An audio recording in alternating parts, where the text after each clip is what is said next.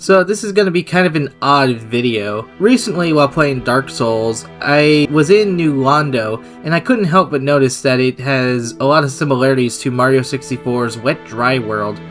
And yes, both maps are flooded, but also, I think the lore and environmental storytelling both were trying to convey sort of intertwined with each other, or one may sort of help carry the other. Which is a weird connection, because Dark Souls and Mario 64 are very different games in terms of their world building and gameplay, but yet there's an odd connection here, and I think I'd like to point it out, because I don't think anybody else has ever pointed this out or acknowledged this. So without further ado, let's get into New Londo versus Wet Dry World. To kick things off, towards the later half of a Dark Souls playthrough, you'll end up in New Londo, unless, however, you're playing New Game Plus, in which case, provided you still have transient curses, you can actually come down here right from the get-go. However, most people probably aren't going to do that. It's kind of the same for Mario 64's Wet Dry World, where it's on the 3rd floor, which is something the player won't have access until they've at least fought Bowser twice. But what is your goal in New Londo? Well, your goal in New Londo is two things. First, it is to drain the water from New Londo, and the second goal is to get down to the Abyss, which is under New Londo, so you can fight the 4 kings. That said, the thing is that this isn't that much different from Mario 64's Wet Dry World, where the goal is to drain the water, or in some cases raise the water, to achieve different goals and eventually get to the underground area of the world so you can collect the last star. Now, what I find interesting is that both these places are implied, or in Dark Souls' case, outright explicitly told, that these were once inhabited places. I mean, look at Mario 64's skybox for Wet Dry World, and you'll see that, like, there's actual towns out there. We are in a flooded town under the ocean. And now we look back to New Londo, and while we aren't under the ocean, most of the city is just outright underwater. Now, the thing is that, okay, maybe these both places flooded. However, both are intentional floodings. In Mario 64's case, they actually put in some kind of these weird, I don't know what shape you'd call these, but they're like, I guess, 2 double pyramids or so. There's a proper name, I'm sure. But they're on top of each other, and they allow you to raise or lower the water, depending on which one you touch. And in Dark Souls' case, it literally has a drainage gate to open to let out the water, implying that this flooding of New Londo was intentional. So the question is, why for both? And while I'm not an expert on Dark Souls lore, if I'm correct, part of the reason the New Londo was flooded was to actually keep the populace within New Londo. If you actually look at the lore, from what I understand, New Londo was built to keep humanity in, so they couldn't go off and extinguish the fire that Lord Gwen had established as part of his reign, or age. Now, with Mario 64, we don't know for sure why, because the game never explicitly tells us why anything in the world is going on. However, it's noteworthy that underneath the actual main map, there is an actual little village, which is sort of set up like a town square or so, with a primary building with something on display, which would be the star. So clearly they valued this star, and by, in a way, like, draining it or so, you're almost stealing their main artifact, or getting to something they didn't want you to. And one could actually argue the inhabitants of Wet Dry World may have even flooded the village to prevent somebody from taking said star. Now, Mario 64 does not show that a bunch of people drowned or died when the town flooded like in New Londo, where if you look on screen here, you can see, oh my god, it's dead human bodies everywhere.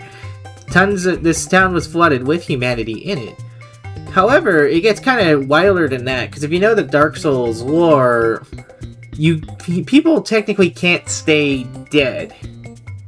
It's a whole part of the Age of Fire and Lord Gwen, but basically, you always get reincarnated as a hollow when you die in Dark Souls.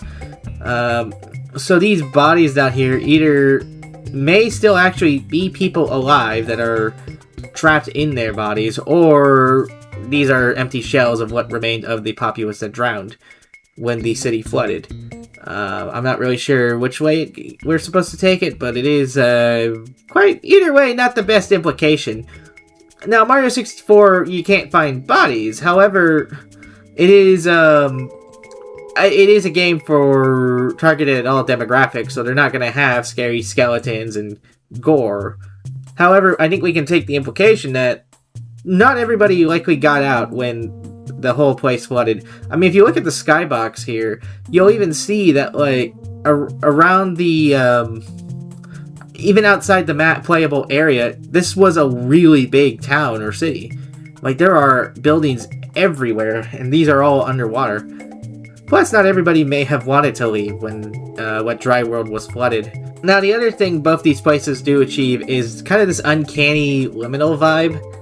For one, I'm going to play the audio of New Londo, and just so you can kind of hear how quiet and kind of creepy ambience this is.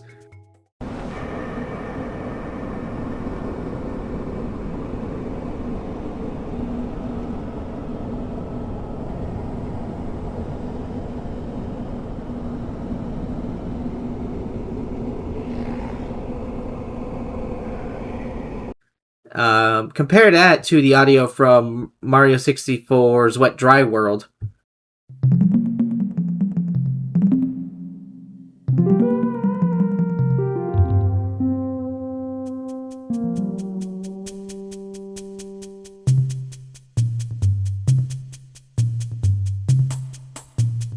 Now, I do want to note, though, something interesting is because this is the audio from Hazy Maze Cave as well in Mario 64, which is another map. However, Wet Dry World was actually going to have its own song. In fact, here's the music from the beta of Wet Dry World.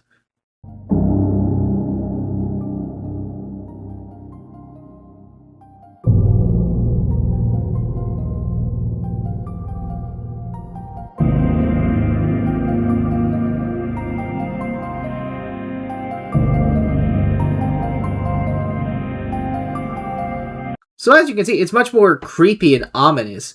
And actually, if I overlay this music with New Londo,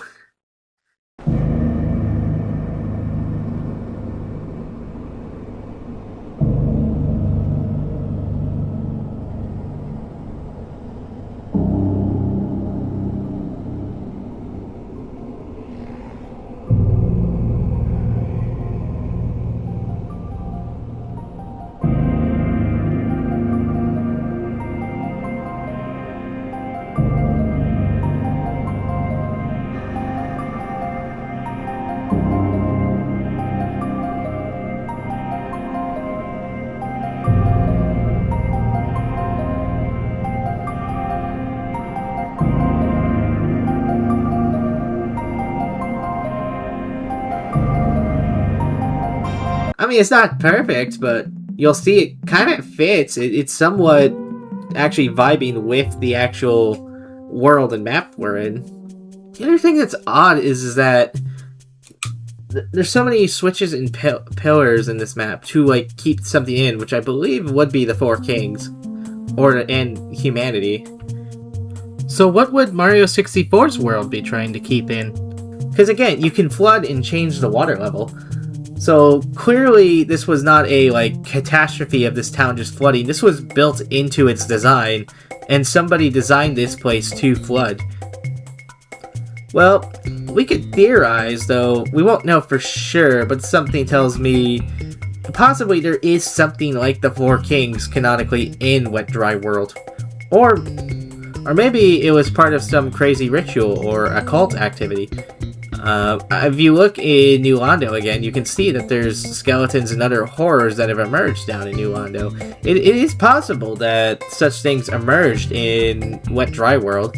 If you don't believe me, just look at, like, some of the other monsters in Wet Dry World. I mean, yeah, you got these stupid mice things that like to throw Mario around, but you also got these weird uncanny spiders, which are to my knowledge, not seen again in Mario, and especially not in this form. I mean, this is literally like early, just kind of computer models or so, like 3D modeling.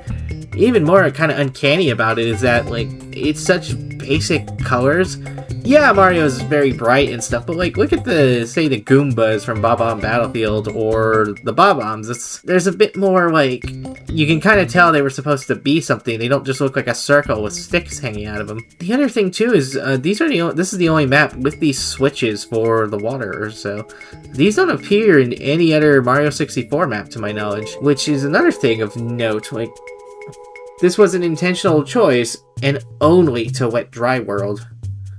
Same thing with New Londo. There's other places you can open up, but it's the only one that has flooding and switches to try to drain the flood to access more of the map. The other ones, it's usually about finding keys, opening gates. This one, you're altering the map to, like, get to different areas. One last thing before we end the video is that Wet Dry World has a reputation for being ominous, which is fitting for the place I'm comparing to a Dark Souls location. But case in point, when slapped onto a stage like Wet Dry World, it feels different. More like the stage you're on has history that we as the player aren't exactly aware of. So I kind of find it comical that a negative emotional aura is associated with this level. And then people were talking about how the skybox looked so creepy, and I stopped dead in my tracks and... It's not just a single thing or my single theory. This map is notorious for making people uncomfortable, which is weird because I haven't heard anything like this from any of the other Mario games. Like, it's only Wet Dry World that really invokes this, because it's so different, or as one of the people I played puts it, uncanny. Kind of like, though, New Londo, because it is a place that used to be inhabited, but now is no longer. It's just something interesting that makes this world so different compared to all the other stages in Super Mario 64. And it's also kind of what made me consider making this video. With that, I'm going to end the video here. I hope you all at least found the idea interesting or something to think about. As, again, it's not like a ton of connections, but there's just like little odd similarities there that kind of make me wonder, like, did one inspire the other, or are they both just trying to tell similar stories? They're both just, like, really interesting stages in their games, and I like what they're trying to do, but it was just so interesting to see that, like, two different games that are, again, quite different from each other, shared, like, an idea briefly on a flooded world, or how to, like, approach a flooded world. And again, maybe there's more connections I missed, because I don't really know the full lore of Dark Souls, but the little bits I do, I was able to make this really odd connection. So without further ado, I will see you guys next time, and have a good day. Goodbye!